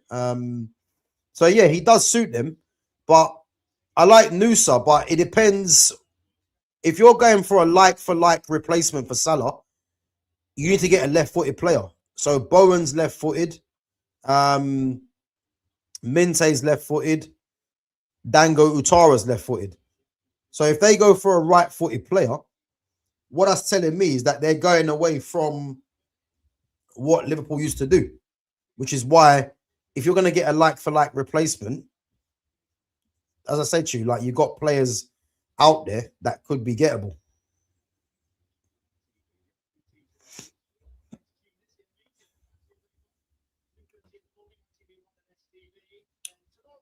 So yeah, man, I think there's been links to Diamande and that, but the Diamande one doesn't make sense because he's not a like for like replacement with Salah because he's right footed.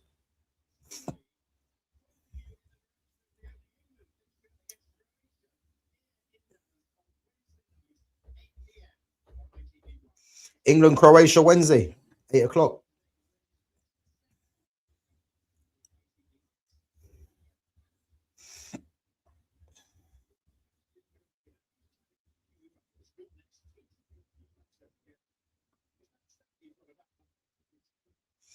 Tayun Coop Miners. I think he goes on for Reinders.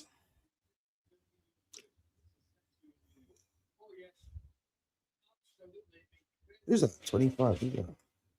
Memphis Depay's coming on. Oh, Quinton Timber. So who's going off? 18, Cody Gakpo. No, it's not. Daniel Marlon. So Marlon's going off. I think Reinders will go off as well. And then Who's the other one? I can't remember now. Oh, Somerville's going off.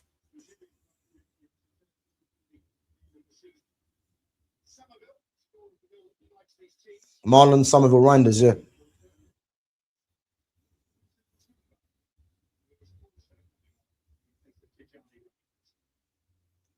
Well, that's pointless, isn't it? They had the hydration break and then they take him off anyway.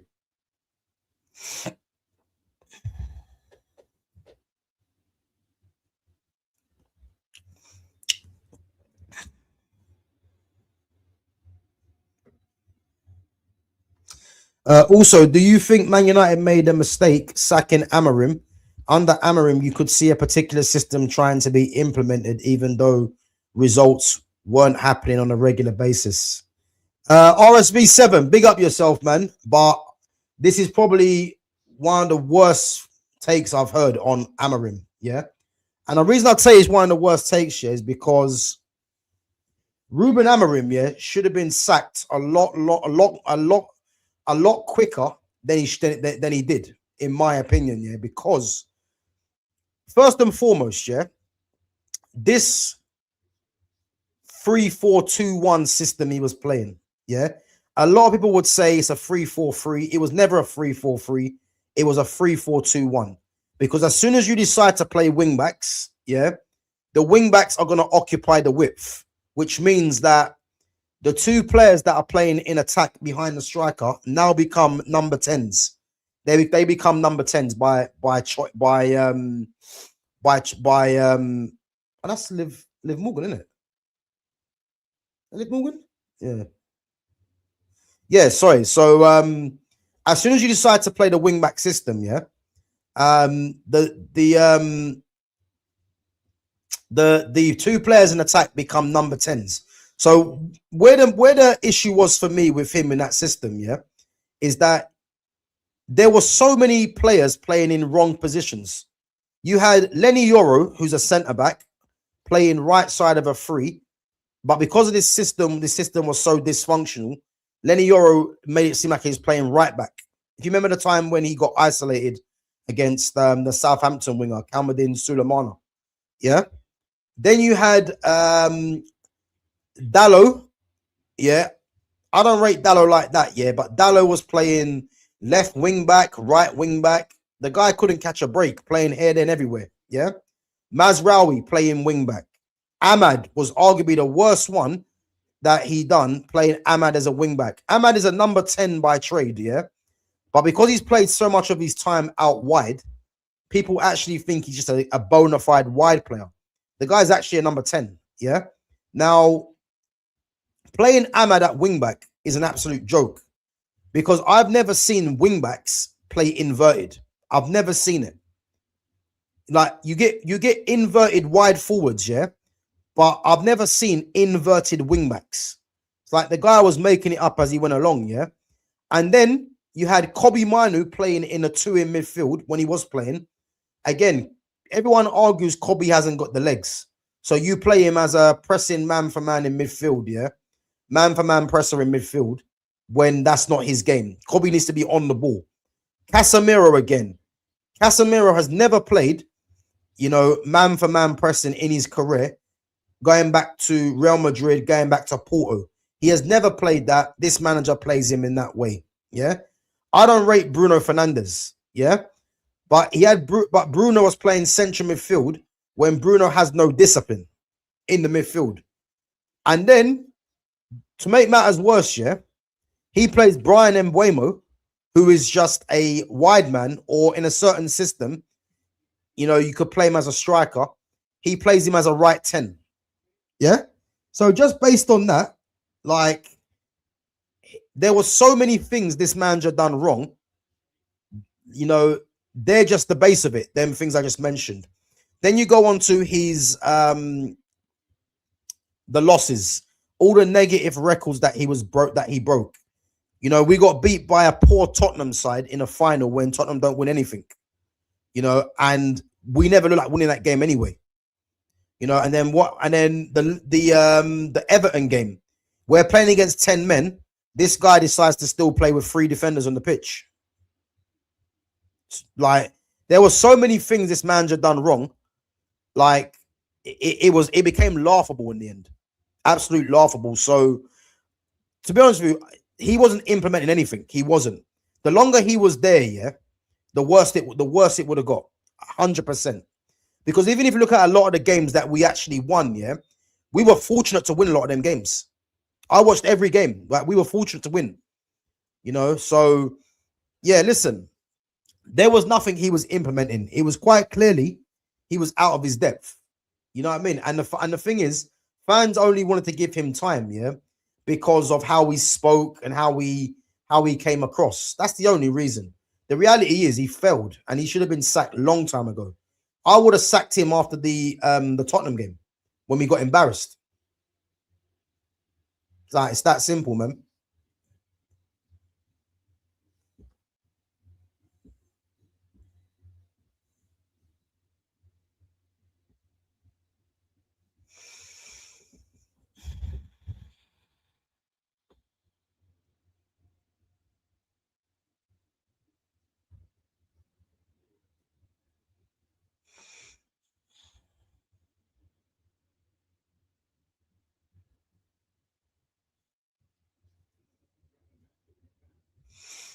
$15 minutes left.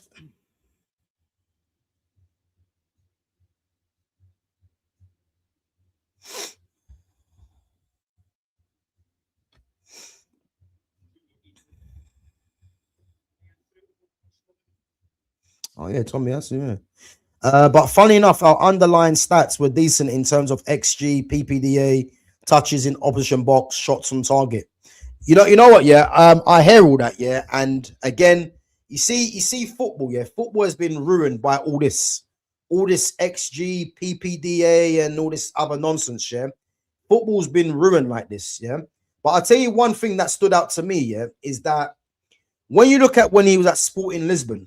Yeah, I think Sporting Lisbon, when they had that freak season in the same system that he was playing, yeah, it's like he had, I think Sporting actually, they outperformed their XG by something like 20 odd goals. It was something stupid. I can't remember the exact numbers, yeah, which is a freak season. And then obviously that's a season where Victor Gyökeres was scoring goal after goal, yeah.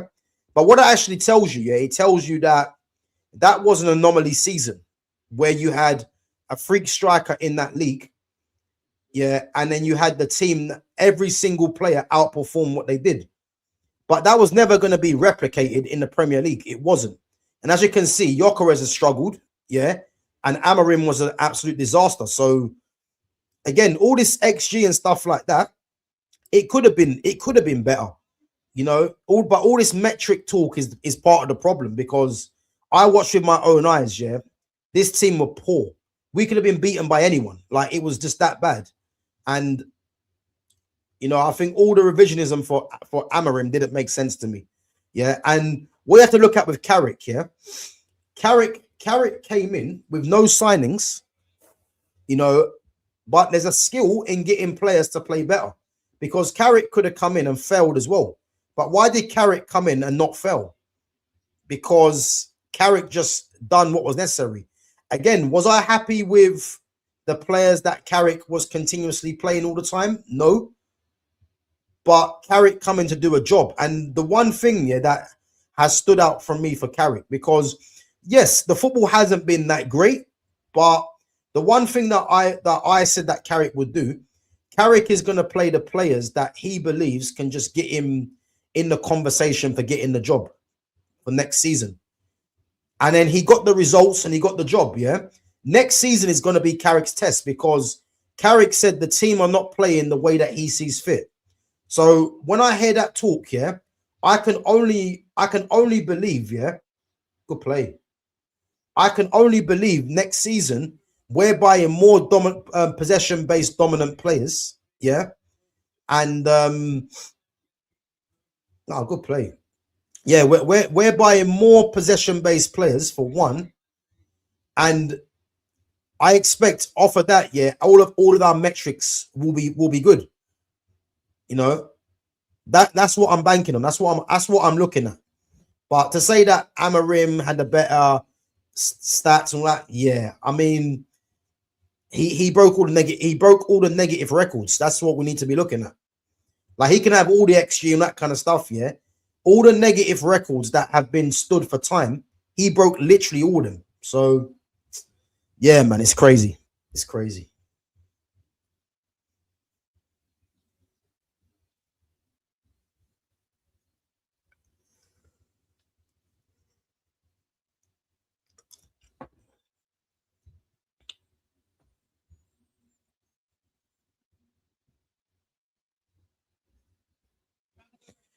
But under Michael Carrick, it looks like we are papering over the cracks, even with all those wins playing unsustainable, like we did under Ollie's short-term game, which resulted in long-term pain. Yeah, listen, bro, I hear that, man, but I'll say it again. Yeah, I believe Carrick just played a team that gave him the best the best, what they call it, the best possibility of getting results and getting into the top four. So for me, as frustrating as it was in terms of sometimes the play or some of the players that continuously kept playing, you cannot say anything other than Carrick completed his job. Like it's just that simple. Carrick set out what he had to do in it. You know what I'm trying to say? So where he gets judged is next season, you know. And as I say, if we're playing the same way next season, yeah, I'll be the first one to say, yeah, I'm not happy with this. I will, because I've been watching Man United all my life, yeah, and I just want to see some good football. I want to see the best players play, the most technical players play, and we play some good football. So if we're playing the same way next season with better players, I'll be the first to say this ain't good enough, yeah. But I don't believe that's going to happen because the players that we've been linked with have been positive. So I can only believe that next season it's going to be fluid football, you know, and you know, Carrick is going to be someone that's going to be at the helm of it, along with his coaching staff, because Carrick has said this team does not play the way that he sees fit, or something along those lines, which is a positive. So whether it was him papering over the cracks, Carrick was trying to get the job, and he succeeded. So that's what the objective was, you know. So let's wait and see, man. Let's wait and see. But I'm optimistic. You know, I'm optimistic.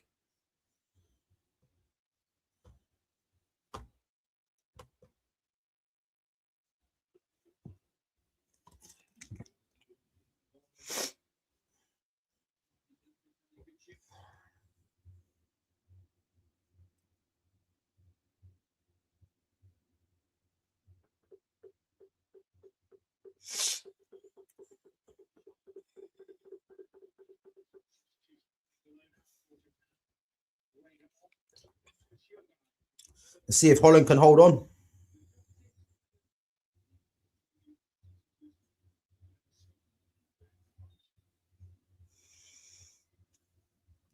Fairs, but I don't hate Amorim the way I hate Ten Hag. That buffoon actually ruined our club with the 600 million he had wasted on his first choice targets, which set the club by. So yeah, I agree. I agree. Yeah, but you know what I would actually say. Yeah, which I never thought I would say. Yeah, as bad as Ten Hag was, yeah, I actually think Amorim was worse. I never thought I'd be saying that, because you see why I couldn't stand Ten Hag. Yeah. And a lot of it goes to his stubbornness, and a lot of it goes to when he played a front three of Garnacho, Højlund, and Rashford. Yeah, in whose mind is that ever? Why would that ever work? Why would that ever work? Rashford, Garnacho, and Højlund. You've got three players there, yeah, that are three players that are probably more effective without the ball. So how can you ever build your way into a game playing a front three like that? It makes no sense. Not to mention you've got Bruno Fernandes playing as a number 10, who is a gung-ho player anyway. So part of your front four, you was never going to play good football, because all four of those players, are careless with the ball. So my thing is, yeah, when Ten Hag done that, this is when I thought this guy hasn't got a clue. Yeah, he hasn't got a clue. So, but I'd actually go along and say, yeah, I actually think Amorim was probably worse, which is crazy.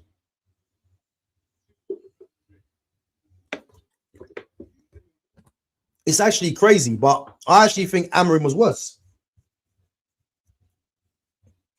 Because I'll tell you one thing, yeah, Eric Ten Hag wouldn't have lost that final against Tottenham. He wouldn't have.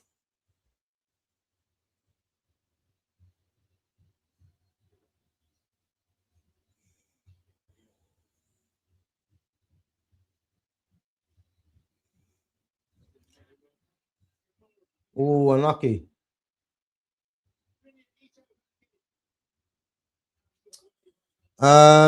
ETH is pound for pound our worst manager post Sir Alex Ferguson.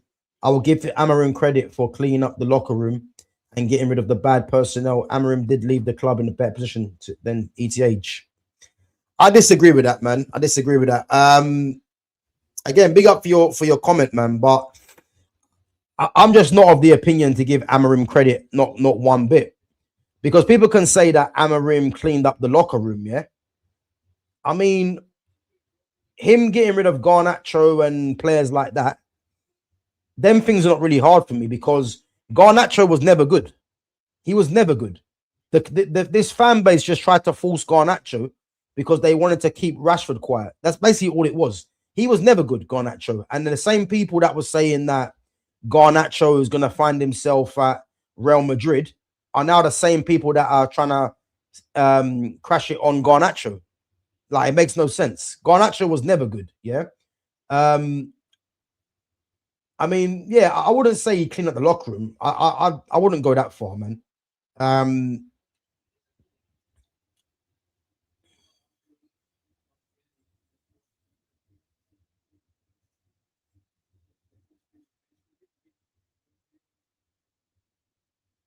Yeah, I wouldn't go that far. I don't think Amarim's left. I don't think Amarim left Man United in a good position.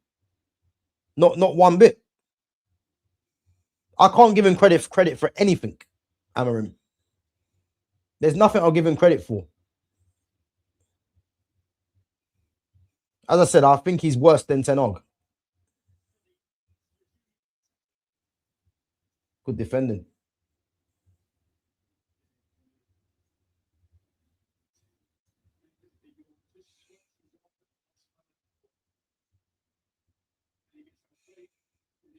Three minutes left, guys.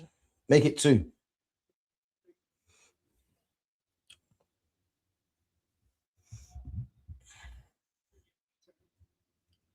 Oh, 2-2.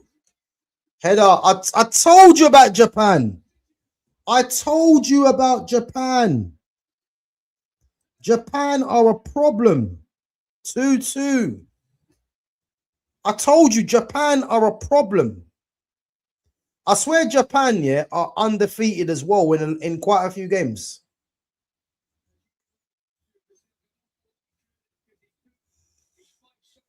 Two.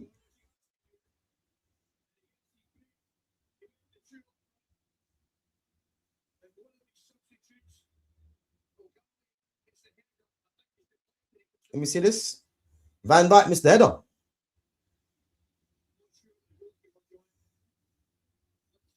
Yeah, Van Dijk missed the header. 2-2. I called a draw before the game, man. I called a draw. I'm telling you, man, this Japan team, they're not a joke.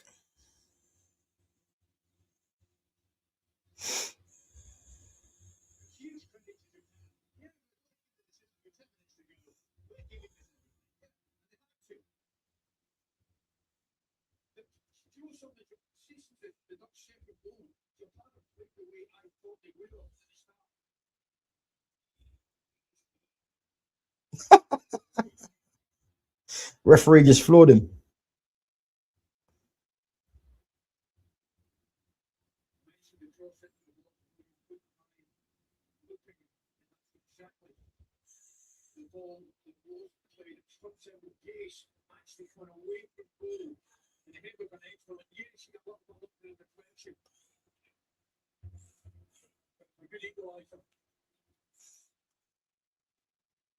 6 minutes stoppage time.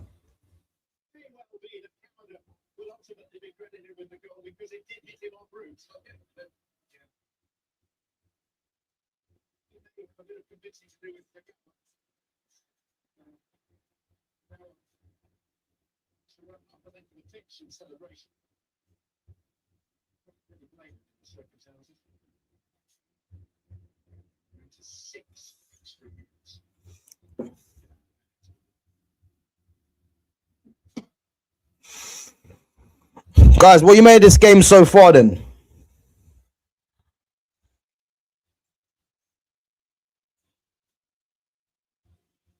Do you think Holland have a chance of getting to a quarterfinals?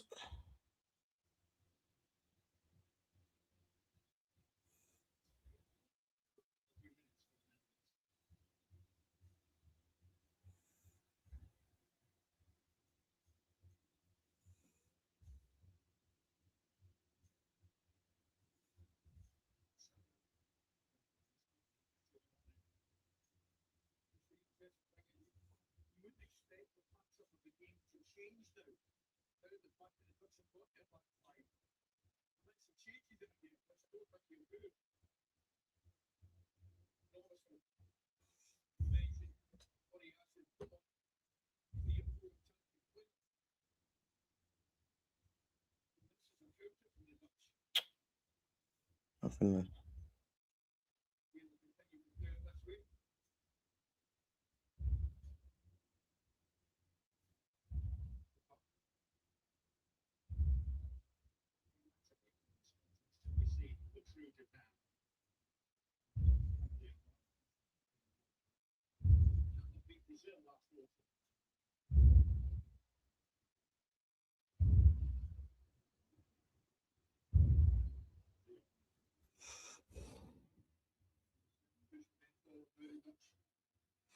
Let's see if Holland can nick it at the end.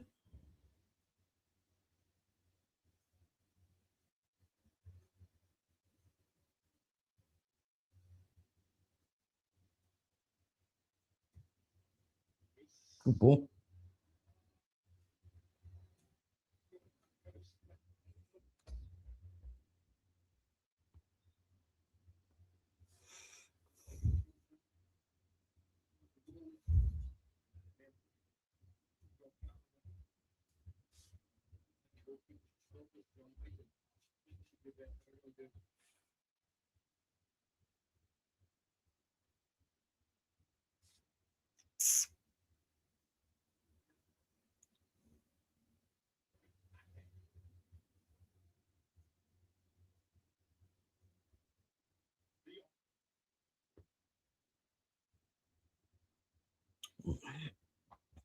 Three minutes left.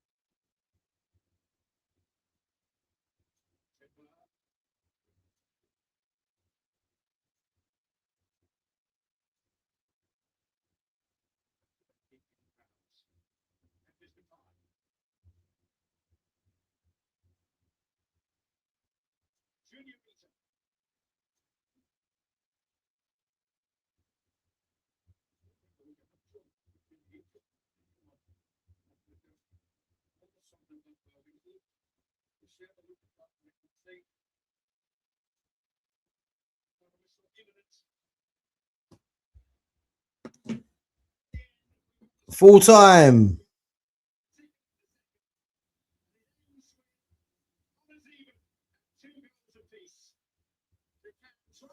Full time, guys. There you have it.